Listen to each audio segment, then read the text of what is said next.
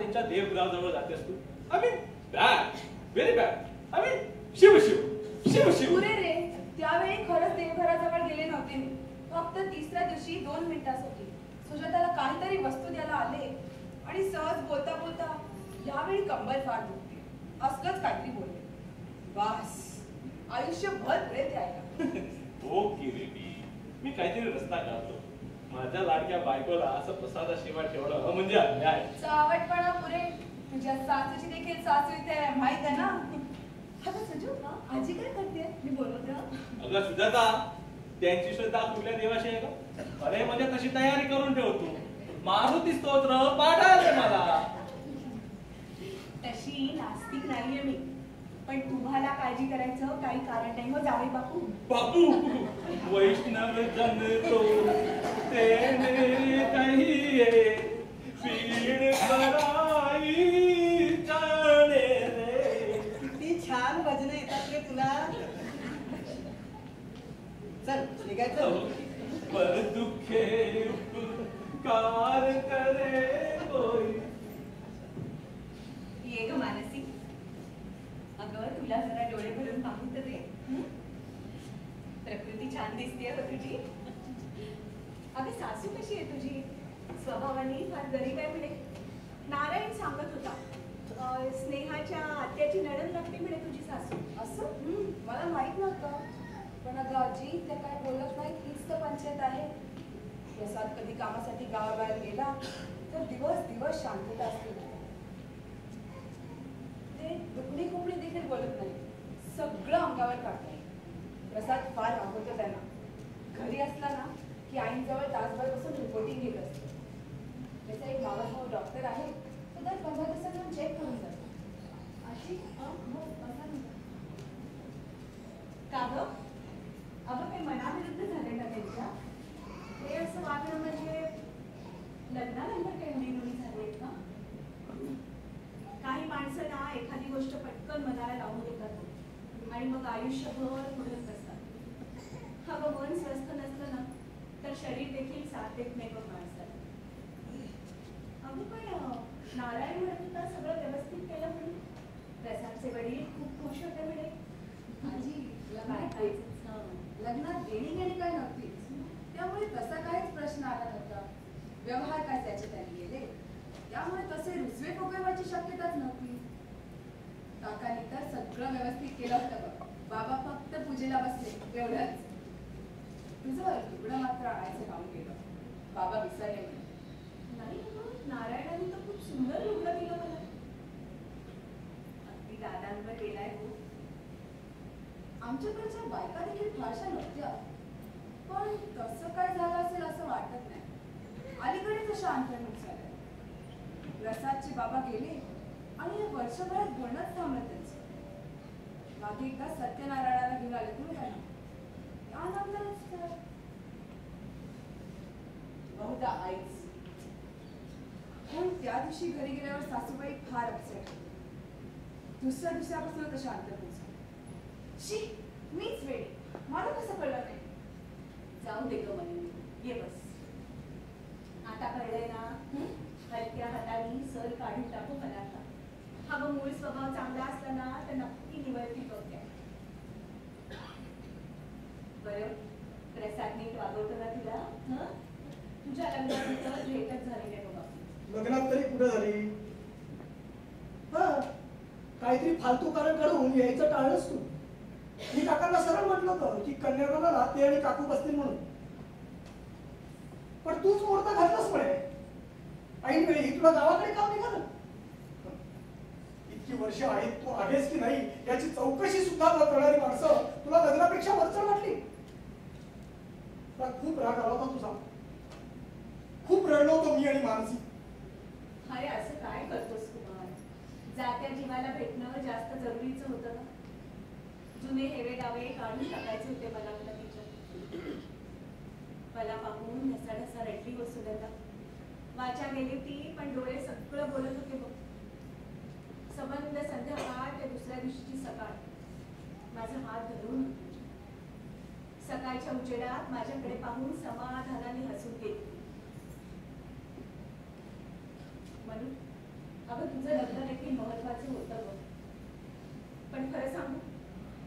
मी आले असते ना तर सगळाच विचका झाला असता.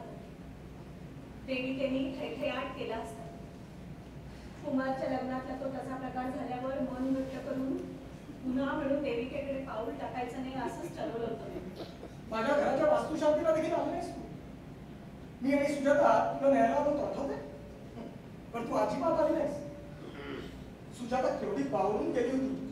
अरे घरी येताना 1000 प्रश्न विचारत होती ती मला.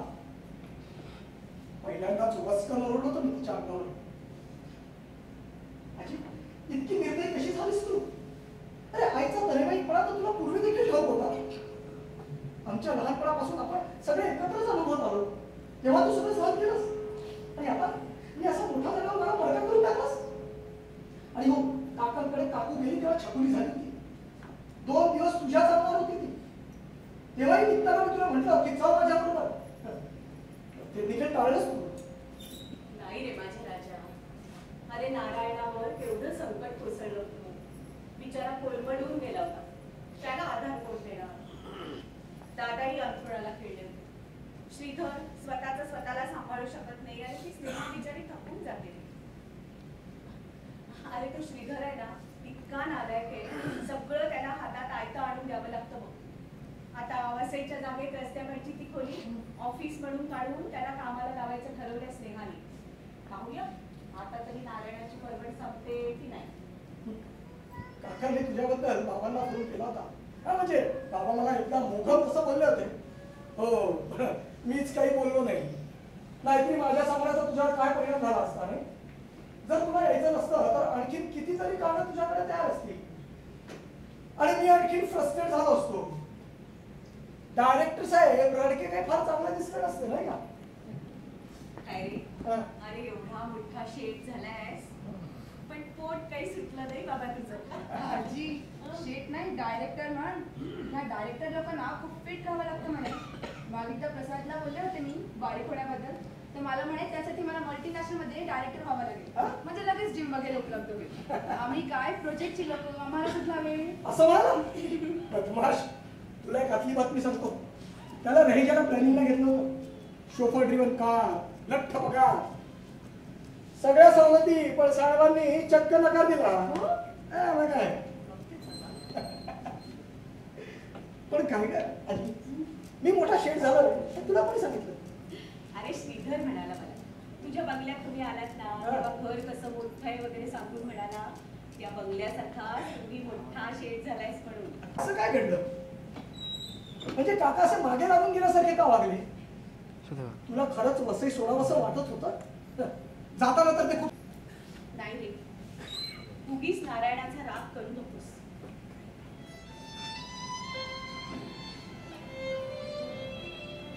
वसईच्या जागेचे पैसे नारायणाने आपल्या हट्टाप्रमाणे वाटले. माझा वाटा मी नाकारला, पण विद्यानी आणि मनोहरनी काही नकार नाही दिला. खरं तर तुमच्या आजोबांनी काहीच पैसे नव्हते घातले. वर्षाकाठचं थोडंफार धान्य, आंबे, काजू हे तर दादांची शेतातलं होतं. ते दादा म्हणाले मेहनतीचा पैसा. एवढ्यावर दादांनी प्लॉट मध्ये यांचा हातभार आहे असं म्हटलं. नारायणाने वाटे करताना तेवढं मात्र लक्षात ठेवलं हो. खरं पण श्रीधर आणि स्नेहा दुखावले होते. गेले 6 महिने कुरबुरी चालू होत्या. श्रीधरचा नाकर्तेपणा त्याच्या तेढ वाढवत होता. तुझ्या बंगल्यापासून तर स्नेहा जास्तच बिथरली. ज्याने त्यांनी आपापल्या घरी जावं, उपरी माणसं सांभाळण्यातच आपलं आयुष्य वाया जाणार असं कसं ऐकवायला लागली. नारायण बिचारा खूपच पुढत होता. शेवटी ते ऑफिस करायचं ठरवलं स्नेहाने आणि म्हणजे मग एक खोली सरळ सरळ कमी होणार होती. मग स्नेहाच्या बोलण्याला जास्तच धार यायला लागली. तेव्हा मग मीच म्हटलं नारायणाला, बाबा रे आता मला कोणाकडे तरी पोहोचव. बाबा आरामात या, आई घरात नाहीये. अरे वा, त्या परिषद चाललंय दिसते. काय बाळा, कसं चाललंय? मागल्या आठवड्यात तुझ्या कॉलेजचे ट्रस्टी भेटले होते. तुला प्रोफेसर करणार आहेत म्हणे. तुमचं ते एजी ऑफिसचं ऑडिट पूर्ण व्हायची वाट बघतायत. प्रोफेसर होण्याबद्दल ऍडव्हान्स मध्ये अभिनंदन. कॉंग्रॅच्युलेशन. अहो पण मला याबद्दल काहीच कल्पना नाही. ही सगळी ना महाजन काकांची कमाल दिसते. ऑडिटर तेच आहेत ना. पण बाबा तुम्हाला सांगते आमचे ट्रस्टी अजिबात ट्रस्ट ठेवण्यासाठी नाही. बाबा तुम्हाला काहीतरी कळलेलं दिसतंय. प्लीज सांगा अरे ना. सांगतो. अरे मागच्या आठवड्यात बोर्डाची मीटिंग झाली होती. त्यात ठराव पास झालाय. अरे आमचा आपटे सेक्रेटरी आहे ना बोर्डाचा. बाबा तुम्ही निवृत्त झालात ना, मग आता घरात स्वस्त बसा ना. हा म्हणजे तुम्ही आपट्यांना भेटलात म्हणजे नक्की काहीतरी काम शोधायला गेला असणार. हे बघा आता तुम्हाला काही काम करायची गरज नाही. हो लोक हसतात. कुमारचे वडील किती खटपटा माणूस आहे असं बोलतात. लोकांचं काय काही म्हणतील बघ. अरे उद्या पण असंही म्हणतील मनोहर धडधाकट तरी घरी बसून खातोय. मुलगा कमवतोय म्हणून काय झालं. अरे आणि खरं सांगायचं तर मला बाहेर पडल्यावरती कसं बरं वाटतं म्हणजे मोकळं वाटतं. खरंच नाही आवडत. बाबा खरं बोला ना. तुम्ही घरी जायचं का टाळता हे आजीला खरं सांगा सांगा ना. सांगा. पुरे का म्हणून उगीच त्याला अडचणीत आणू नको. अरे वा बाबांची बाजू लढवायला आता आजी आली आहे. पण बाबा अजून आई समोर आलेली नाही. आजीला आई केव्हाचीच गुंडाळून ठेवेल. काय झालं तुमचं हा? इतका काही मी हा नाही आहे. मला राग आला की मी कोणाचं ऐकत नाही. हा खोटं वाटत असेल तर विचारा आपल्याला याला. आणि मुख्य म्हणजे मला कुणाला घाबरायची काय गरज आहे. मी काय कुणाचं घोडं मारलंय. मुलं म्हणजे फारच आहे. अरे आई आई वाट. अरे बाबा आता घाबरतो तसं कबूल करा की. आजीला माहित नाही असं थोडंच आहे. तरी पण कुमार ही असली चेष्टा नको. अरे उगीच त्याला नामोहरम केलेलं मला नाही बाई आवडायचं. अरे काही झालं तरी वयाचा पोच ठेवावा. ते सुद्धा खास तुझ्यासारख्या वयात आलेल्या मुलाने. सॉरी आजी खरंच चुकलो. पण आजी खरं सांगू आज मला खूप आनंदात आल्यासारखं वाटतंय. आपण काहीतरी कमवलंय ना असं वाटतंय. बिझनेसला मोठा कॉन्ट्रॅक्ट मिळाला देखील इतका आनंद होत नाही. ते आजी ते काहीतरी ऐकव ना. असं छानस पांघरून घेऊन झोपावं आणि तू छानशी एखादी ओवी किंवा कविता म्हणावी असं वाटतंय. ते आजी ऐकव ना. अरे अरे ए हसते काय दात काढून चल आज जा. ती सुजाता केवढी बिचारी दमली आहे कळत नाही काय. उठ उठ उठ चल. अरे हिला अशी घालवली नाही ना तर मला फारसा आरामात पडू देणार नाही ना. आजी ऐकव ना. अरे पण बर आयुष्याच्या संध्याकाळी आले माझ्या. आयुष्याच्या संध्याकाळी आले माझ्या मी गोकुळी. आयुष्याच्या संध्याकाळी आले माझ्या मी गोकुळी. जो जविते राजा माझ्या मीठ डोळ्याची पापळी. आजी अहो काय छान म्हणता तुम्ही. ही कविता कोणाची कधी ऐकल्यासारखी वाटत नाही हो. अगं मीच शब्दाला शब्द आणि ओळीला ओळ जोडली आहे. ती सुद्धा आता.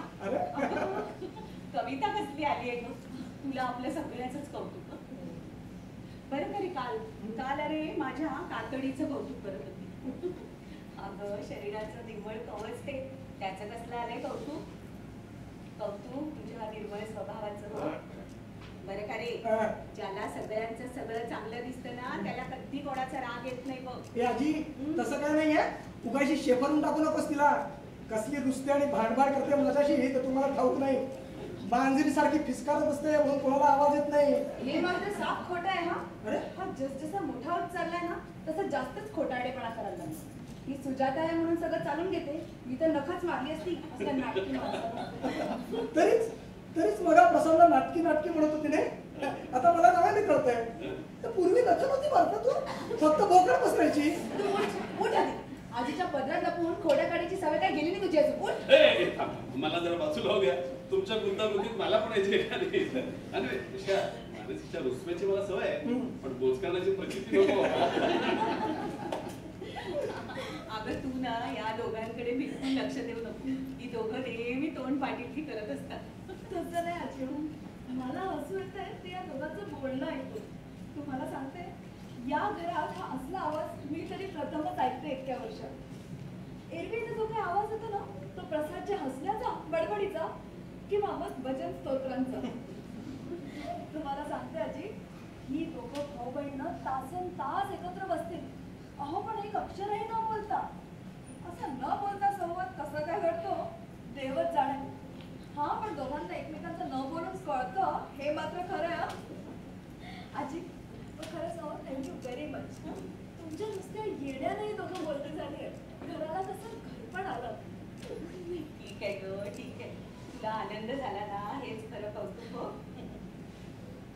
अरे काय तुम्ही काय थांबलात ना? म्हणजे आज तुमच्या वादावादीचा हिसका जरा हिला दाखवतच द्या. होऊन जाऊ दे. होऊन जाऊ दे म्हणजे काय का? आणि माझी काय कॅपॅसिटी आहे या एवढ्या माणसी पुढे जिंकण्याची? एक तरीला बोलता येत नाही.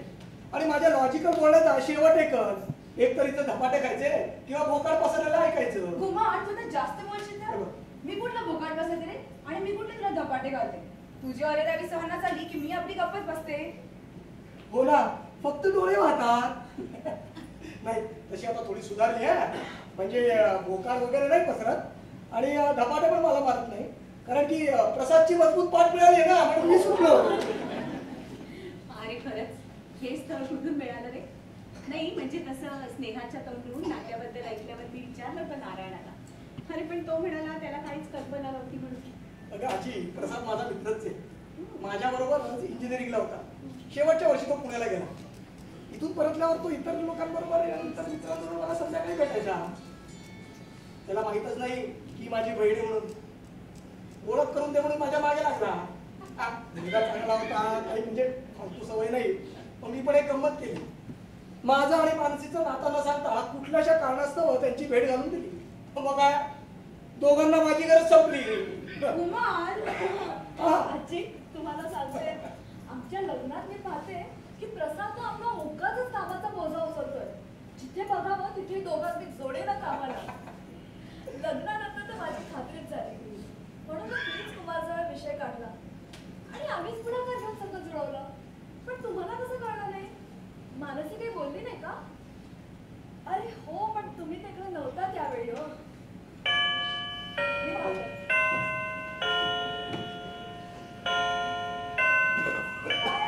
अरे कपाळावर एवढा मोठा ठेवा. येस.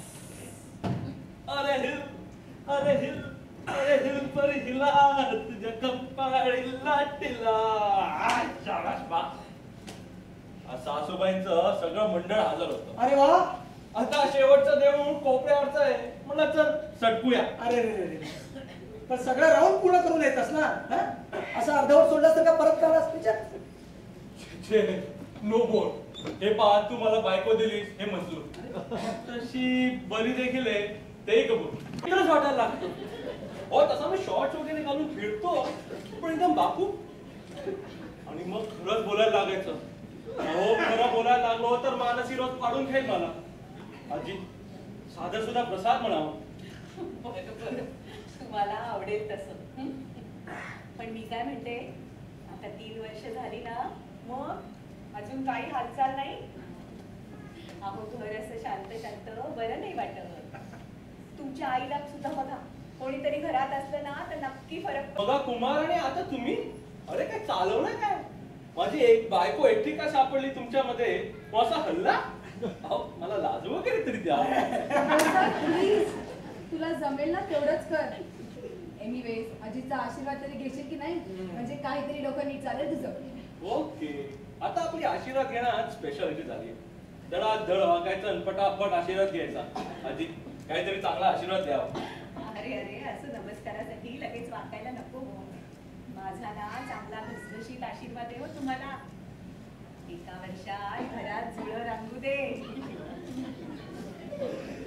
देवा रे, काय पाळी आणलीस म्हणजे जावयावर? आता अशा लोकांचे आशीर्वाद फळणार असले तर काकूंच्या बाळणपणात दगावल्या नसत्या त्या.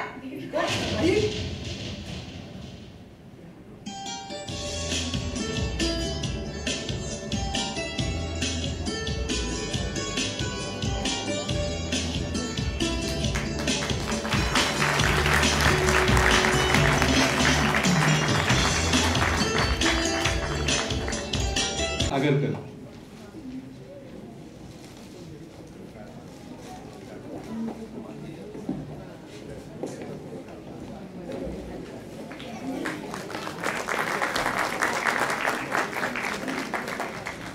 प्रीती जांभेकर,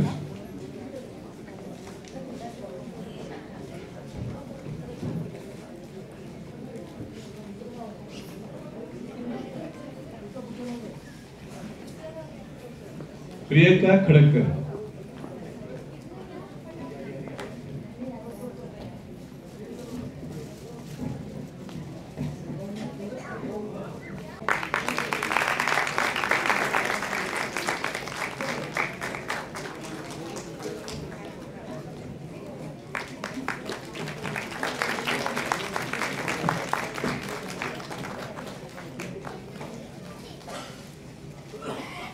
धवल वर्तक,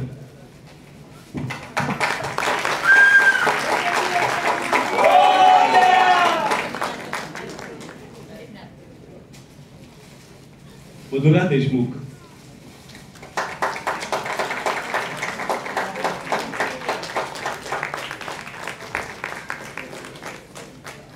सुषमा दळवी,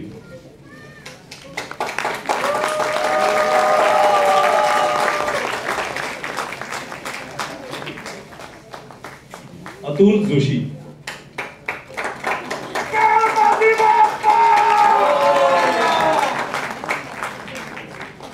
या कलाकारांसोबत जे आमच्या पाठीशी उभे आहेत त्या कलाकारांचं देखील मी थोडं कौतुक करतोय. सागर जोशी,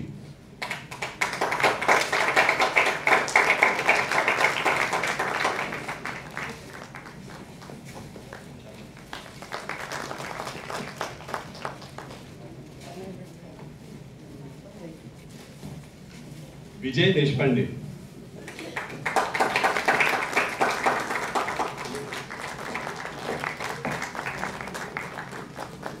विजय जयस्वाल,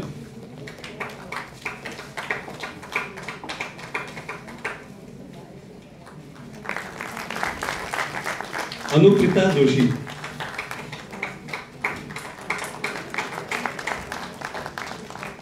सुनंदा कानडे,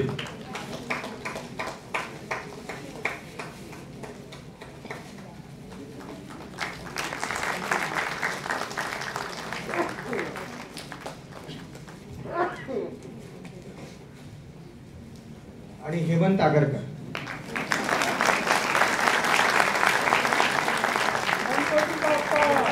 मोरया. 2 मिनिटात आम्ही परत सुरू करतो.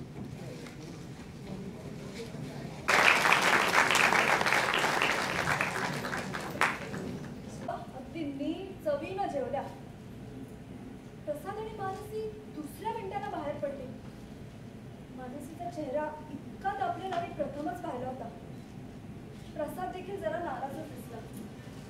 मग मी आणि कुमारनं खूप थांबवायचा प्रयत्न केला, पण मानसी काही धड बोलायलाच तयार नव्हती. प्रसादवर जवळजवळ खेकसलीच ती. कुमारला अचानक काहीतरी काम आठवलं आणि तो बाहेर पडलाच. बाबा सरळ वरच्या खोलीत जाऊन झोपले. मग आजींना कसं तरी करून ज्यूस पाजला मी. मग माझा पण मूड लागेना जेवायला. राधाबाई गेली होती. देवाची देखील एकटा काय खाणार होता. सगळं अन्न वाया गेलं त्या दिवशी. परवा दुपारची ना आई आली होती, माझी आई. ती साधारण अशी दुपारचीच येते. सासूबाईंची निजानीज झाल्यावर मग तिला हा सगळा प्रकार मी सांगितला.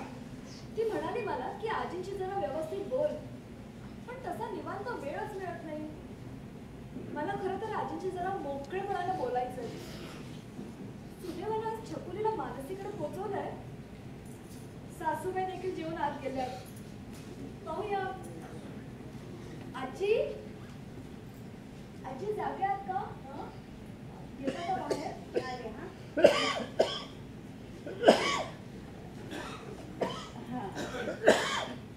अगं जागीच होते मी. नुसती जरा पडले होते झाले. हा, अगं वाचून वाचून डोळे दुखतात आणि तू काय सारखी कामात असतेस. तुला त्रास नको म्हणून पडून असते झाले. अगं हो, हा, छकुलीला सोडायला मानसी येणार आहे का आज? हो, दुपारनंतर येईल ना ती. प्रसाद देखील येणार आहे. आम्ही सगळे एका मित्राकडे जाणार आहोत. हो. अगं ये ना, बस ना. हो. तुझ्याशी आल्यापासून मोकळेपणाने बोललेच नाही. त्या दिवशी देविकेनीत केलेला तो प्रकार झाल्यावर घर कसं झाकोळून गेलं नुसतं. मला आपलं वाटतंय माझ्यामुळे तुम्ही सगळे कोमेजून गेलात. छे छे आजी, उलट आम्हाला तुमच्याशी कसं बोलावं तेच सुचत नाही हो. कुमारनी तर काय स्वतःला कामात गुंतवून घेतलंय. माझ्याशी देखील नळगळ बोलत नाही तो. आणि मी देऊ तुला विचारू, चालेल ना? हो चालेल की.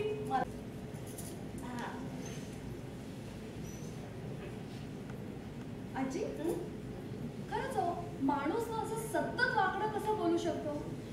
आणि देव कोणी माणसं एवढं वाकडं बोलतात याचंच मला तर नवल वाटतं.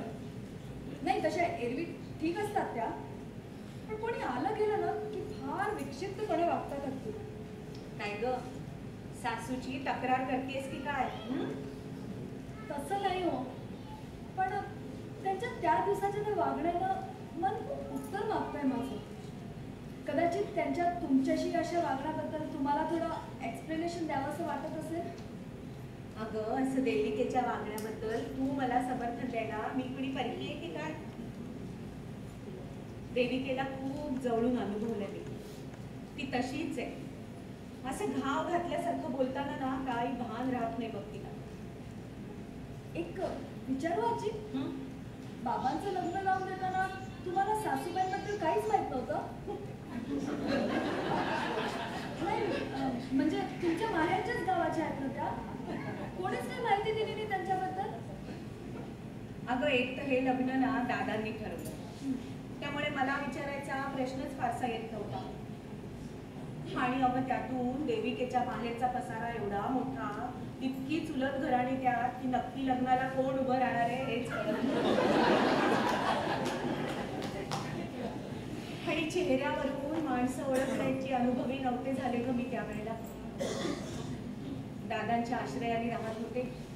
ते करतील ते सगळं योग्यच असणार अशी आपली ठाम समजून. दादा जाईपर्यंत आणि अजूनही तशीच कायम आहे. आजी देविकेने अनुभव दिले ना अगं ते त्यानंतर मग मीही शहाणी व्हायला लागले. आणि अगं स्वातीने तर काय पूर्ण सर्वज्ञ केलं मला. आजी तुम्ही सुद्धा गावाकडे होता ना? अगं हो. अगं पण त्या वयात काय कळतंय एवढं. जेमतेम नाती झाले आणि यांचं स्थळ आलं. यांच्या ना एका अगं चुलत्याने आणलं होतं ते स्थळ. मोठा मुलगा वसईला आहे, शाळा चालवतो आणि धाकटा शेती सांभाळतो. अगं म्हणजे बरं स्थळ म्हणायचं.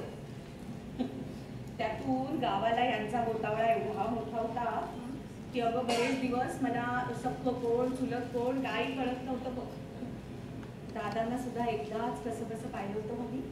मग अगं मग काय, यांचे आई वडील हयात नव्हते तेव्हा नव्याची नवलाई संपता संपता संसाराचा राम रगाडा सुरू झाला.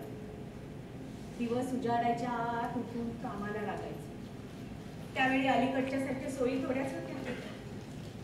चूल मागे लागली ती लागली. अगं सगळी मिळून 30-40 माणसं होती घरात. सख्खी सासू नव्हती, त्यामुळे सगळ्यांना राबवायला हक्काची बाई मिळाली. कसं बसं रात्री अंथरुणाला पाठ टेकायची वेळ यायची. तोच यांचा हक्क घ्यायची वेळ यायची. पण मग तुम्ही कोणाला कंप्लेंट नाही केली? सरळ माहेरी नाही का निघून जायचं? आणि आजोबांना देखील सांगता आलं असतं की. अगं हो. अगं तुला त्या वेळची आणि खास गावाकडची परिस्थिती सांगत बसले ना तर बघ तुला काहीतरी सुरस आणि चमत्कारिक कथा ऐकल्यासारखं वाटायला लागेल बघ. आणि अगं गावी ना त्यावेळेला थोड्याफार फरकाने माहेरच्या सगळ्या बायकांची परिस्थिती अशीच असायची. तक्रार कोणाला करणार? चूल मागे लागली होती, त्यात मनोहरच्या वेळचे दिवस गेले. अशी हैराण झाले. मध्येच एका सणाला ना दादा आणि बाई आले. अगं बाई म्हणजे आमच्या थोरल्या जाऊबाई ग. शिक्षकाची बायको ना म्हणून सगळे त्यांना बाई म्हणायचं. तर त्यांनी माझी परिस्थिती पाहिली. त्या काय दादांना बोलल्या कोण जाणे. पण दादांनी आमची रवानगी शेतावरल्या त्या 2 खडी घरात केली. अगं 17 ठिकाणी गळायचं. पण माझं हक्काचं छप्पर होतं ग ते. हाऊ कूल आजी. मग तुम्हाला काय मज्जाच येत असेल नाही? फार्म हाऊस म्हणजे सॉलिड रोमॅन्टिक नाही? अगं उकाड्याने जीव जायचा. कसलं फुल आलंय. इथे अगं चुलही होती आणि शेतावर हुंड्यांबरोबर राबायला सुद्धा लागायचं. खडकाळ जमीन, उपज कमी. आता तू म्हणतेस ना तसा रोमांस मात्र भरपूर होता हो. आजी, दिस इज मात्र कूल. पण मग तुम्ही मुंबईला कधी आला? मी कधी सांगितलं नाही का तुला सगळ्या कुटुंबाबद्दल? खरंच असं सविस्तर बोलणं झालंच नाही कधी. आणि मी काही विचारायला गेले की सगळी मंडळी अगदी शिताफीना विषय टाळून मोकळी. आजी, तुम्ही आमच्या लग्नाच्या जस्ट 2 दिवसाआधी निघून गेलात. हे मात्र ना तुम्हाला खूप लागून राहिलं होतं. तुमचा विषय निघाला की बोलणं सुकून जायचं त्याचं. मला एवढंच खोदून खोदून विचारायची सवय नाही. म्हटलं असतात काही संवेदनशील विषय, सांगेलच कधी स्वतःहून. पण छकुलीच्या वेळेला तुम्ही आला नाही, मनूच्या लग्नालाही गैरहजर. हे मात्र ना मला खूप अस्वस्थ करून गेलं. वसईला काकू गेला तेव्हा छकुली सतत तुमच्याकडे होती. तुम्ही मात्र आम्हा सर्वांपासून लांब होता. अगं एकतर ना शुभप्रसंगी मी जवळपास असलेली सुद्धा देविकेला चालायचं नाही. आणि अगं कुमूद गेली ना तेव्हा एवढी माणसं घरात होती, दिवस व्हायचे होते. दादा सुद्धा बरे नव्हते.